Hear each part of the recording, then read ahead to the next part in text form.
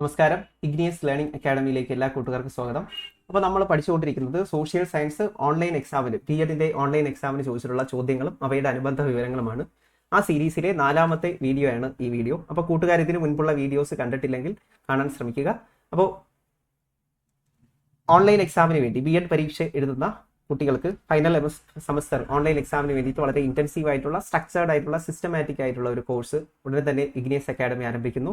ആ കോഴ്സ് നിങ്ങളെ എല്ലാ തരത്തിലും സഹായിക്കുമെന്നതിൽ സംശയമില്ല. വളരെ കോൺഫിഡൻസോടുകൂടി പരീക്ഷകൾ പരിശീലിച്ചുകൊണ്ട് പരീക്ഷയിലെ എല്ലാ മുൻകാല ചോദ്യങ്ങളും പരീക്ഷിച്ചുകൊണ്ട് പരീക്ഷ എഴുതി നോക്കിക്കൊണ്ട് നിങ്ങൾക്ക് ഒരു സെൽഫ് റിഫ്ലക്ഷൻ ഉള്ള ചാൻസ് കൂടി നമ്മുടെ അക്കാഡമി നൽകുന്നുണ്ട്. അതുപോലെ തന്നെ ജനറൽ പേപ്പറിന്റെ എല്ലാ പ്രീവിയസ് ചോദ്യങ്ങളും ഉൾപ്പെടുത്തിയ ക്ലാസ്സുകൾ നിങ്ങൾക്ക് നൽകുന്നു. അതിനോടൊപ്പം ഓപ്ഷണൽ ചോദ്യങ്ങളും നിങ്ങൾക്ക് ഇതിനോടൊപ്പം ലഭ്യമാകുന്നു. കൂടുതൽ വിവരങ്ങൾക്ക് ഡിസ്ക്രിപ്ഷൻ ബോക്സ് നിങ്ങൾ ചെക്ക് ചെയ്യുക.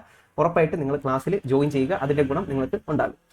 ഓക്കെ, അപ്പോൾ നമുക്ക് ചോദ്യങ്ങളിലോട്ട് പോകാം. അതിലെ ഒന്നാമത്തെ ചോദ്യം, വീറ്റ് പ്രൊഡക്ഷനിൽ ഒന്നാം സ്ഥാനത്ത് നിൽക്കുന്നത് ഏത് സ്റ്റേറ്റ് ആണ്? വീറ്റ് പ്രൊഡക്ഷനിൽ ഏറ്റവും ഒന്നാം സ്ഥാനത്ത് നിൽക്കുന്നത് പഞ്ചാബ് ആണ്. പഞ്ചാബ് നിങ്ങൾക്കറിയാം പഞ്ചനദികളുടെ നാടാണ്. പഞ്ചാബ് അല്ലേ? പഞ്ചനദികളുടെ നാട്. അപ്പോൾ നമ്മൾ നേരത്തെ ഒരു ക്വസ്റ്റ്യൻ കണ്ടു, കേരളത്തിലാണ് ഏറ്റവും കൂടുതൽ എന്ത് ഉൽപ്പാദിപ്പിക്കുന്നത്? കേരളത്തിലാണ് ഏറ്റവും കൂടുതൽ പെപ്പർ, കുരുമുളക് ഏറ്റവും കൂടുതൽ ഉൽപ്പാദിപ്പിക്കുന്ന ഒരു സ്റ്റേറ്റ് ആണ് കേരളം. ബ്ലാക്ക് പെപ്പർ, കുരുമുളക്.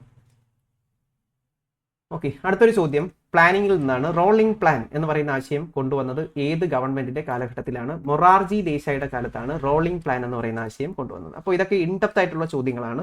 അപ്പോൾ ഏരിയാസ് മനസ്സിലാക്കുക, അതൊക്കെ പഠിക്കുക. അപ്പോൾ പ്ലാനിങ് എന്ന ഭാഗത്ത് നിന്ന് നല്ല ചോദ്യങ്ങൾ വരാൻ സാധ്യതയുണ്ട്. ഓക്കെ, അപ്പോൾ റോളിംഗ് പ്ലാൻ കൊണ്ടുവന്നത് മൊറാർജി ദേശായി. ആനുവൽ പ്ലാൻ കൊണ്ടുവന്നത് ആരാണ്? ആനുവൽ പ്ലാൻ അതുപോലെ തന്നെ പ്ലാൻ ഹോളിഡേ ആനുവൽ പ്ലാൻ ഒക്കെ കൊണ്ടുവന്നത് ഇന്ദിരാഗാന്ധി ആണ്. പ്ലാൻ ഹോളിഡേ ഒക്കെ കൊണ്ടുവന്നത് ഇന്ദിരാഗാന്ധി ആണ്. പ്ലാനിംഗ് കമ്മീഷൻ ഓഫ് ഇന്ത്യ കൊണ്ടുവരുന്ന സമയത്ത് ജവഹർലാൽ നെഹ്റു ആയിരുന്നു അധ്യക്ഷനെന്നും ഓർത്തിരിക്കുക. അപ്പോൾ പ്ലാനിംഗ് എന്ന ഭാഗം കൃത്യമായിട്ട് പഠിച്ചിരിക്കുക. ഇന്ത്യയിൽ ഏത് തരത്തിലുള്ള ഇക്കണോമിയാണ് ഉള്ളത്? Okay, capitalism, socialism, mixed economy, laces fair.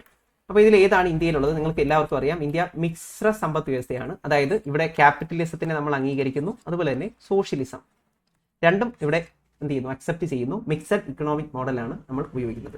Capitalism എന്ന് പറയുമ്പോൾ എന്താണ്? ക്യാപിറ്റലിസം എന്ന് പറയുമ്പോൾ പ്രോഫിറ്റിന് മാത്രം പ്രാധാന്യം നൽകുന്ന പ്രൈവറ്റ് എന്റർപ്രൈസുകൾ മാത്രമേ ഉള്ളത്. USA ഒക്കെ ക്യാപിറ്റലിസം ഫോളോ ചെയ്യുന്നു. സോഷ്യലിസം ആണെങ്കിൽ പബ്ലിക് ഓണർഷിപ്പിനാണ് ഇമ്പോർട്ടൻസ് കൊടുക്കുന്നത്. ഇന്ത്യ ആണെങ്കിൽ പബ്ലിക് പ്രൈവറ്റ് ഓണർഷിപ്പിന് പ്രാധാന്യം നൽകുന്നു. പബ്ലിക് അതുപോലെ തന്നെ പബ്ലിക് പ്രൈവറ്റ് രണ്ടിനും പ്രാധാന്യം നൽകുന്നതാണ് മിക്സഡ് ഇക്കണോമി എന്ന് പറയുന്നത്. India borrowed the concept of 5-year plans. കോൺസ്റ്റിറ്റ്യൂഷനിലെ ഭാഗമാണ് 5-year പ്ലാൻ എന്ന് പറയുന്ന ആശയം, അല്ലെങ്കിൽ പഞ്ചവത്സര പദ്ധതികൾ ഇന്ത്യ കടമെടുത്തിരിക്കുന്നത് എവിടെന്നാണ്? റഷ്യയിൽ നിന്നാണ്. 5-year പ്ലാൻസ് ഇന്ത്യ കടമെടുത്തിരിക്കുന്നത് റഷ്യയിൽ നിന്നാണ്, അല്ലെങ്കിൽ USSR, union of Soviet socialist republic. അപ്പോൾ 5-year പ്ലാൻസ് ഇന്ത്യയിൽ തുടങ്ങുന്നത് ഏത് വർഷമെന്ന് പരീക്ഷയ്ക്ക് ചോദിക്കാം. 1951 5-year പ്ലാൻസ് ഇന്ത്യയിൽ തുടങ്ങുന്നത്. അതുപോലെ തന്നെ ലോകത്തിലെ 5-year പ്ലാനിന്റെ father of 5-year plans എന്ന് അറിയപ്പെടുന്ന ആരെയാണ് പരീക്ഷയ്ക്ക് ചോദിക്കാം. അത് റഷ്യക്കാരനായിട്ടുള്ള ജോസഫ് സ്റ്റാലിൻ ആണ് ലോകത്തിൽ ആദ്യമായിട്ട് പഞ്ചവത്സര പദ്ധതികൾ അവതരിപ്പിച്ചത്. ഓക്കെ, പഞ്ചവത്സര പദ്ധതികൾ ആദ്യമായിട്ട് അവതരിപ്പിച്ചത് ജോസഫ് സ്റ്റാലിൻ ആണ്. അപ്പോൾ അദ്ദേഹം റഷ്യക്കാരനാണ്. അപ്പോൾ റഷ്യയിൽ നിന്നാണ് നമ്മൾ കടമെടുത്തിരിക്കുന്നത് 5-year പ്ലാൻസ്. അതുപോലെ തന്നെ ഫണ്ടമെന്റൽ ഡ്യൂട്ടീസ് 5-year പ്ലാൻസ് ഒക്കെ കടമെടുത്തിരിക്കുന്നത് റഷ്യയിൽ നിന്ന് ആണ്. ഇനി സോഷ്യലിസ്റ്റ് ഇക്കണോമിയുടെ പ്രത്യേകത എന്താണ്? നമ്മൾ പറഞ്ഞു, സോഷ്യലിസം എന്ന് പറയുമ്പോൾ തന്നെ എന്താണ്? സ്റ്റേറ്റ് ഓണർഷിപ്പിനാണ് പ്രാധാന്യം. സ്റ്റേറ്റ് ഓണർഷിപ്പ് അല്ലെങ്കിൽ പൊതു ഉടമസ്ഥത, വെൽഫെയർ ഓഫ് പീപ്പിൾ, ജനക്ഷേമത്തിനും പൊതു ഉടമസ്ഥതയ്ക്കും പ്രാധാന്യം നൽകുന്നതാണ് സോഷ്യലിസം. അപ്പോൾ സോഷ്യലിസത്തിന്റെ ഏറ്റവും പ്രധാനപ്പെട്ട പ്രത്യേകത എന്താണ്? ക്ലാസ്ലെസ് സൊസൈറ്റി, വർഗരഹിത സമൂഹം.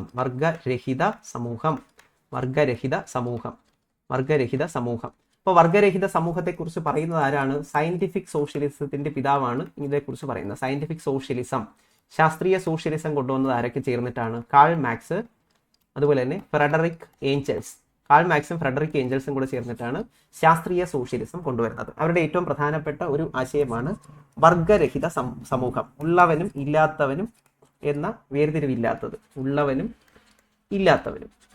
ഇല്ലാത്തവനും എന്ന വേർതിരിവില്ലാത്ത ഒരു എക്കണോമിയാണ്, അല്ലെങ്കിൽ ഒരു സൊസൈറ്റിയാണ് ആരുടെ ലക്ഷ്യം? ഈ പറയുന്ന സോഷ്യലിസ്റ്റുകളുടെ ലക്ഷ്യം. ഓക്കെ, വർഗരഹിത സമൂഹം, അല്ലെങ്കിൽ സോഷ്യലിസത്തിന്റെ മലയാളം സ്ഥിതി സമത്വം എന്നാണ്. സ്ഥിതി സമത്വം. ഓക്കെ, അടുത്ത ചോദ്യം നോക്കൂ. കമ്മ്യൂണിസ്റ്റ് മാനിഫെസ്റ്റോ എന്ന് പറയുന്ന ഒരു കൃതിയാണ്. ഇത് എഴുതപ്പെട്ടത് 1848ലാണ്, 1848. കമ്മ്യൂണിസ്റ്റ് മാനിഫെസ്റ്റോ എന്ന കൃതി എഴുതിയതാരാണ്? കമ്മ്യൂണിസ്റ്റ് ആശയങ്ങളിലെ ഏറ്റവും പ്രധാനപ്പെട്ട വ്യക്തിയാണ് കാൾ ഹെൻറിച്ച് മാർക്സ്, അതുപോലെ തന്നെ ഫ്രെഡറിക് ഏഞ്ചൽസ്. കാൾ മാർക്സും ഫ്രെഡറിക് ഏഞ്ചൽസും കൂടെ ചേർന്നിട്ട് എഴുതിയതാണ് കമ്മ്യൂണിസ്റ്റ് മാനിഫെസ്റ്റോ. എഴുതപ്പെട്ട വർഷം 1848 ആണ്. ഓക്കെ, അതുപോലെ തന്നെ ക്ലാസ്ലെസ് സൊസൈറ്റി ഇവരുടെ ഏറ്റവും പ്രധാനപ്പെട്ട കൺസെപ്റ്റ് ആണ്. ഇവരുടെ ഏറ്റവും പ്രധാനപ്പെട്ട കാൾ മാർക്സിന്റെ മറ്റൊരു പുസ്തകമാണ് ഡാസ് ക്യാപിറ്റൽ എന്ന പുസ്തകം എഴുതിയതാരാണ്? കാറൽ മാർക്സ് ആണ്. അതുപോലെ തന്നെ സയന്റിഫിക് സോഷ്യലിസം, ശാസ്ത്രീയ സോഷ്യലിസം കൊണ്ടുവന്നത് ആരൊക്കെ ചേർന്നിട്ടാണ് എന്ന് ചോദിക്കാം. സയന്റിഫിക് സോഷ്യലിസം കൊണ്ടുവന്നത് കാൾ മാർക്സും ഫ്രെഡറിക് ഏഞ്ചൽസും കൂടെ ചേർന്നിട്ട് ആണ്. സയന്റിഫിക് സോഷ്യലിസം കൊണ്ടുവന്നത് കാൾ മാർക്സും ഫ്രെഡറിക് ഏഞ്ചൽസും കൂടെ ചേർന്നിട്ടാണെന്ന് ഓർത്ത് വെച്ചിരിക്കുക. ടെർഷറി സെക്ടർ എന്നറിയപ്പെടുന്ന ഇതിനെയാണ്. ടെർഷറി സെക്ടർ എന്നറിയപ്പെടുന്നത് സർവീസ് സെക്ടറിനെയാണ്. സെക്ടേഴ്സ് ഓഫ് ഇന്ത്യൻ എക്കണോമി പഠിക്കണം. Primary sector, secondary sector and tertiary sector. Primary sector എന്ന് പറയുന്നത് അഗ്രികൾച്ചറൽ സെക്ടർ ആണ്. സെക്കൻഡറി സെക്ടർ എന്ന് പറയുന്നത് മാനുഫാക്ചറിങ് ഒക്കെ ഉള്ളത് വരുന്നത് സെക്കൻഡറി സെക്ടർ ആണ്, അല്ലെങ്കിൽ അഗ്രികൾച്ചർ റിലേറ്റഡ് ആക്ടിവിറ്റീസ് ആണ് സെക്കൻഡറി സെക്ടർ. ടെർഷറി സെക്ടർ എന്നറിയപ്പെടുന്നത് സർവീസ് സെക്ടർ ആണ്. അപ്പോൾ primary sector agriculture, secondary sector agriculture related activities, അതുപോലെ തന്നെ എന്താണ് ഇൻഡസ്ട്രി ഒക്കെ സെക്കൻഡറി സെക്ടറിനകത്ത് വരും. ടെർഷറി സെക്ടർ എന്ന് പറയുമ്പോൾ സർവീസ് സെക്ടറാണ്. കൃത്യമായി പഠിച്ചു വെച്ചേക്കുക. പ്ലാനിംഗ് കമ്മീഷൻ ഇന്ത്യയിൽ വരുന്നത് ഏത് വർഷം? പ്ലാനിംഗ് കമ്മീഷൻ ഇന്ത്യയിൽ വരുന്നത് 1950ലാണ്. 1950 മാർച്ച് 50 1950 മാർച്ച് 15-ാം തീയതിയാണ് പ്ലാനിംഗ് കമ്മീഷൻ ഇന്ത്യയിൽ വന്നത്. എന്നാൽ ഇന്ത്യയിൽ 5 ഇയർ പ്ലാൻസ് തുടങ്ങിയതെന്ന് ചോദിച്ചാൽ മാറ്റമുണ്ട്. 5 ഇയർ പ്ലാൻസ് സ്റ്റാർട്ട് ചെയ്യുന്നപ്പോഴാണ് 1951ലാണ്. ഓക്കെ, തെറ്റിപ്പോരുത്. ഇന്ത്യയിൽ പ്ലാനിംഗ് കമ്മീഷൻ നിലവിൽ വരുന്നത് 1950ലാണ്. എന്നാൽ 5 ഇയർ പ്ലാൻസ് ഇന്ത്യയിൽ തുടങ്ങിയത് ഏത് വർഷമാണ്? 1951 ആണെന്ന് കൂടി ഓർത്ത് വെച്ചേക്കുക. First woman chief minister of independent India. ഇന്ത്യയിലെ ആദ്യത്തെ വനിതാ മുഖ്യമന്ത്രി ആരാണ്? ചീഫ് മിനിസ്റ്റർ ആരാണ് എന്ന് ചോദിച്ചിട്ടുണ്ട്. സുജേത കൃപലാനിയാണ് സ്വതന്ത്ര ഇന്ത്യയിലെ ആദ്യത്തെ വനിതാ മുഖ്യമന്ത്രി എന്ന് ഓർത്ത് വെച്ചിരിക്കുക. First governor general of Bengal. ബംഗാളിലെ ഫസ്റ്റ് ഗവർണർ ജനറൽ ആരാണ്? അത് കൊളോണിയൽ ഹിസ്റ്ററിയിലെ ഒരു ചോദ്യമാണ്, നല്ലൊരു ചോദ്യമാണ്. Governor general of Bengal, first governor general of Bengal ആരാണ്? വാറൻ ഹേസ്റ്റിങ്സ് ആണ് ഗവർണർ ജനറൽ ഓഫ് ബംഗാൾ എന്ന് അറിയപ്പെടുന്നത്. ഓക്കെ, ലോർഡ് വാറൻ ഹേസ്റ്റിങ്സ് ആണ് ബംഗാളിലെ ആദ്യത്തെ ഗവർണർ ജനറൽ എന്ന് അറിയപ്പെടുന്നത്. അപ്പോൾ നിങ്ങൾക്കറിയാം 1764 ബക്സാർ യുദ്ധത്തോടുകൂടി ബംഗാളിലെ ഭരണം ആർക്ക് കിട്ടുന്നു? ബ്രിട്ടീഷുകാർക്ക് കിട്ടുന്നു. അങ്ങനെ ബംഗാളിൽ ഗവർണർ ജനറൽ ആയിട്ട് ഏറ്റവും പ്രധാനപ്പെട്ട ഗവർണർ ജനറൽ ഓഫ് ബംഗാൾ ആയിട്ട് മാറുന്ന ആരാണെന്ന് ചോദിച്ചാൽ അത് വാറൻ ഹേസ്റ്റിങ്സ് ആണ്. ഇനി മറ്റൊരു ചോദ്യം, government of India act 1919 government of India act, അതിനെ നമ്മൾ മൊണ്ടേഗു ചെംസ്ഫോർഡ് എന്ന് വിളിക്കാറുണ്ട്. മൊണ്ടേഗു ചെംസ്ഫോർഡ് ആക്ട് അല്ലെങ്കിൽ ഗവൺമെന്റ് ഓഫ് ഇന്ത്യ ആക്ട് 1919. ഈ 1919 മൊണ്ടേഗു ചെംസ്ഫോർഡ് നിയമങ്ങൾ അല്ലെങ്കിൽ ഗവൺമെന്റ് ഓഫ് ഇന്ത്യ ആക്ടിന്റെ എഫക്റ്റീവ്നെസ്സിനെ കുറിച്ച് പഠിക്കാൻ വേണ്ടിയിട്ട് അപ്പോയിന്റ് ചെയ്യപ്പെട്ട കമ്മീഷനാണ് സൈമൺ കമ്മീഷൻ. 1927 അപ്പോയിന്റ് ചെയ്യപ്പെട്ടത്. 28 ഇന്ത്യയിലെത്തുന്നു. ഓക്കെ, 1927. അപ്പോൾ സൈമൺ കമ്മീഷനെതിരെ സൈമൺ ഗോ ബാക്ക് എന്ന മുദ്രാവാക്യമാണ് ഇന്ത്യക്കാർ മുഴക്കിയത്. Simon go back. സൈമൺ കമ്മീഷനിൽ ജീവൻ നഷ്ടപ്പെട്ട, സൈമൺ കമ്മീഷനെതിരെയുള്ള ആന്റി സൈമൺ റിവോൾട്ടിൽ ജീവൻ നഷ്ടപ്പെട്ടു പോയ വ്യക്തിയാണ് ലാലാ ലജ്പത് റായ്, പഞ്ചാബ് സിംഹം, ലയൺ ഓഫ് പഞ്ചാബ്. ഓക്കെ, ഇതിന് പകരമായിട്ട് ഇന്ത്യക്കാർ കൊണ്ടുവന്ന ഒരു കമ്മീഷനാണ് സൈമൺ കമ്മീഷനെതിരായിട്ട് കൊണ്ടുവന്നതാണ് നെഹ്റു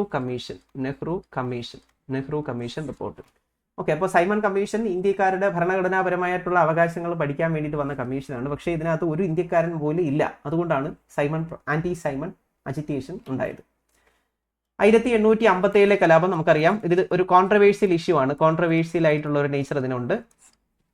1857 കലാപത്തെ ഷിപ്പോയി മ്യൂട്ടിനി എന്നാണ് ബ്രിട്ടീഷുകാർ വിളിച്ചത്. എന്നാൽ VD സവർക്കറിനെ പോലെയുള്ളവർ ഇതിനെ first war of Indian independence എന്നാണ് VD സവർക്കർ വിളിച്ചത്. അപ്പോൾ ഇത് എവിടെയാണ് സ്റ്റാർട്ട് ചെയ്തത്? 1857 കലാപം സ്റ്റാർട്ട് ചെയ്തത് ഉത്തർപ്രദേശിലെ മീററ്റിലാണ്. ഉത്തർപ്രദേശിലെ മീററ്റിലാണ് കലാപം സ്റ്റാർട്ട് ചെയ്തത്. 34th നേറ്റീവ് ബംഗാൾ ഇൻഫൻട്രി കാലാൾപ്പടയിലെ വ്യക്തിയാണ് ഇതിന് തുടക്കം കുറിച്ചത്. 34ാമത്തെ കാലാൾപ്പട ബരക്പൂർ ആരാണ്? മംഗൽ പാണ്ഡെ. കലാപം ആരംഭിച്ചത് ഏത് ദിവസം എന്ന് ചോദിക്കാം. 1857 മെയ് 10. 1857 മെയ് 10 കലാപം ആരംഭിക്കുന്നത്. മീററ്റിലാണ് കലാപം ആരംഭിച്ചത്. ഓക്കെ, കലാപത്തിന്റെ പ്രധാനപ്പെട്ട ഇമ്മീഡിയറ്റ് കോസ് എന്ന് പറയുന്നത് എന്താണ്? Introduction of new royal Enfield rifle, പുതിയ റൈഫിൾ ഇൻട്രൊഡ്യൂസ് ചെയ്തു, അതാണ് പ്രധാനപ്പെട്ട കാരണം. അതുമായിട്ട് ബന്ധപ്പെട്ട റൂമേഴ്സ്. അപ്പോൾ 1857 കലാപം കൃത്യമായിട്ട് ഓർത്തിരിക്കുക. ഇതുമായിട്ട് ബന്ധപ്പെട്ട് 1858 ക്യൂൺസ് വിക്ടോറിയാസ് പ്രൊക്ലമേഷൻ വരുന്നു. ക്യൂൺസ് വിക്ടോറിയാസ് പ്രൊക്ലമേഷൻ വരുന്നു. The region located between Euphrates and Tigris, നല്ല ചോദ്യമാണ്, വേൾഡ് ഹിസ്റ്ററിയിലെ ചോദ്യമാണ്. സിവിലൈസേഷൻസ് കൃത്യമായി പഠിക്കുക. Civilisations okay, river valley civilisations. അപ്പോൾ യൂഫ്രട്ടീസ്, ടൈഗ്രീസ് എന്നീ നദികൾക്കിടയിലെ പ്രദേശമാണ് മെസപ്പൊട്ടേമിയ എന്ന വാക്കിന്റെ അർത്ഥം എന്താണ്? Land between rivers. Mesopotamian civilisation ഒരു ബ്രോൺസ് ഏജ് സിവിലൈസേഷൻ ആണ്. മെസപ്പൊട്ടേമിയൻ സിവിലൈസേഷനകത്ത് പ്രധാനമായിട്ട് 4 കൾച്ചേഴ്സ് ആണ് ഉള്ളത്. ഏതൊക്കെയാണ്? Sumerian, Assyrian, Babylonian and Chaldean. Babylonian and Chaldean cultures. അതുപോലെ തന്നെ മെസപ്പൊട്ടേമിയക്കാരുടെ സ്ക്രിപ്റ്റ് ആണ് ക്യൂണിഫോം എന്നാൽ ആപ്പിന്റെ ആകൃതി. ക്യൂണിഫോം സ്ക്രിപ്റ്റ് മെസപ്പൊട്ടേമിയക്കാരുടേതാണ്. അതുപോലെ തന്നെ മെസപ്പൊട്ടേമിയക്കാരുടെ ക്ഷേത്രമാണ് സിഗുറാത്ത്. മെസപ്പൊട്ടേമിയക്കാരുടെ ക്ഷേത്രമാണ് സിഗുറാത്ത്. അപ്പോൾ നദികൾക്കിടയിലെ പ്രദേശം എന്നാണ് മെസപ്പൊട്ടേമിയ എന്ന വാക്കിന്റെ അർത്ഥം. മെസപ്പൊട്ടേമിയക്കാരുടെ സ്ക്രിപ്റ്റ് ആണ് ക്യൂണിഫോം സ്ക്രിപ്റ്റ്. മെസപ്പൊട്ടേമിയക്കാരുടെ ക്ഷേത്രമാണ് സിഗുറാത്ത് ടെമ്പിള്. മെസപ്പൊട്ടേമിയക്കാരിൽ 4 പ്രധാനപ്പെട്ട കൾച്ചേഴ്സ് ഉണ്ടായിരുന്നു: Sumerian culture, Assyrian culture, Babylonian culture and Chaldean or Chaldean civilisation. Rich and powerful people in Roman society. റോമ സാമ്രാജ്യത്തിലെ ഏറ്റവും പ്രധാനപ്പെട്ട സാമ്പത്തികമായിട്ട് ഉന്നതിയിൽ നിന്നിരുന്ന റിച്ച് ആയിട്ടുള്ള ജനങ്ങളെ വിളിക്കുന്ന പേരെന്താണ്? പെട്രീഷ്യൻസ് എന്നാണ് വിളിക്കുന്നത്. പെട്രീഷ്യൻസ്, പ്ലീബിയൻസും ഉണ്ട്. പെട്രീഷ്യൻസ് ആണ് റിച്ച് ആയിട്ടുള്ള ആളുകളാണ് പെട്രീഷ്യൻസ്. പ്ലീബിയൻസ് എന്ന് പറയുമ്പോൾ കോമൺ പീപ്പിൾ. ഓക്കെ, ഈ പെട്രീഷ്യൻസും പ്ലീബിയൻസും തമ്മിൽ ചിലപ്പോൾ ഇടയ്ക്കിടയ്ക്കൊക്കെ ചെറിയ സംഘർഷങ്ങളൊക്കെ ഉണ്ടായിട്ടുണ്ട്. ഓക്കെ, ഇപ്പോൾ പെട്രീഷ്യൻസ് എന്ന് പറഞ്ഞാൽ റോമിലെ സമ്പന്ന വിഭാഗം, റോമിലെ സാധാരണ ജനങ്ങളെ പ്ലീബിയൻസ് എന്നാണ് അറിയപ്പെട്ടിരുന്നത്.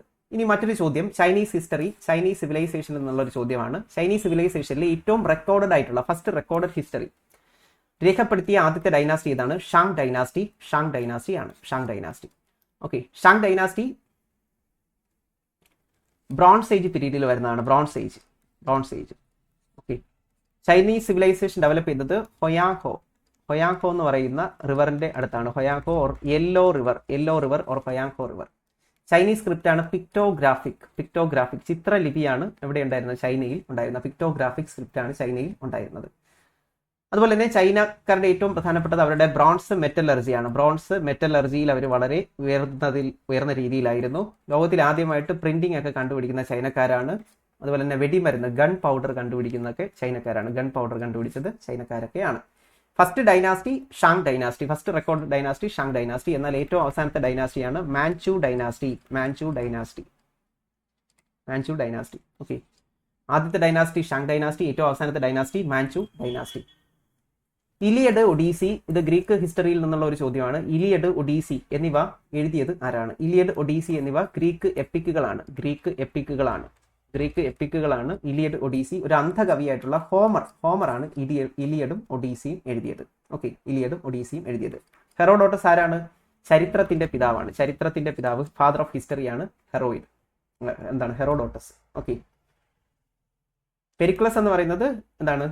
ഏജ് ഓഫ് ഡെമോക്രാറ്റിക് ആയിട്ടുള്ള ഏജ് ആണ് പെരിക്ലിയൻ കാലഘട്ടം, അല്ലെങ്കിൽ golden age in Greek period. ഗ്രീക്കിലെ ഗോൾഡൻ ഏജ് ആണ് പെരിക്ലിയൻ കാലഘട്ടം, അല്ലെങ്കിൽ age of democracy. Sumerian writing, അല്ലെങ്കിൽ മെസപ്പൊട്ടേമിയയിലെ ഒരു കൾച്ചറാണ് സുമേറിയൻ കൾച്ചർ. സുമേറിയൻ റൈറ്റിംഗിന്റെ പേരെന്താണ്? ക്യൂണിഫോം എന്നാണ്. ക്യൂണിഫോം എന്ന വാക്കിന്റെ അർത്ഥം വെഡ്ജ് ഷേപ്ഡ്, ആപ്പിന്റെ ആകൃതി എന്നാണ് ഈ വാക്കിന്റെ അർത്ഥം. ഇനി ക്യൂണിഫോം എന്ന ഈ ലിപി വായിച്ചെടുത്തത് ആരാണ്? ക്യൂണിഫോം എന്ന ലിപി വായിച്ചെടുത്തത് ഹെൻറി റോവ്ലിൻസൺ എന്ന് പറയുന്ന ഒരു ബ്രിട്ടീഷുകാരനാണ്. ഹെൻറി റോവ്ലിൻസൺ. ബെഹിസ്റ്റൺ ഇൻസ്ക്രിപ്ഷൻ ആണ് അദ്ദേഹം വായിച്ചെടുത്തത്. Behistun inscription. ഓക്കെ, ഹൈറോഗ്ലിഫിക്സ് എവിടത്തെയാണ്? ഈജിപ്തിലെ എഴുത്ത് രീതിയാണ് ഹൈറോഗ്ലിഫിക്സ് എന്ന് പറയുന്നത്. ഈജിപ്തിലെ എഴുത്ത് രീതിയാണ് ഹൈറോഗ്ലിഫിക്സ്. ഹൈറോഗ്ലിഫിക്സ് എഴുതാൻ ഉപയോഗിച്ചിരുന്ന ഒരു ചെടിയാണ് പാപ്പിറസ്. പൈതഗോറസ് നിങ്ങൾക്കറിയാം, പൈതഗോറസ് ഏത് മേഖലയിലാണ്? മാത്തമാറ്റിക്സിലാണ് പൈതഗോറസ് ഏറ്റവും കൂടുതൽ കോൺട്രിബ്യൂഷൻസ് നൽകിയത്. Pythagoras theorem മാത്തമാറ്റിക്സിലാണ്.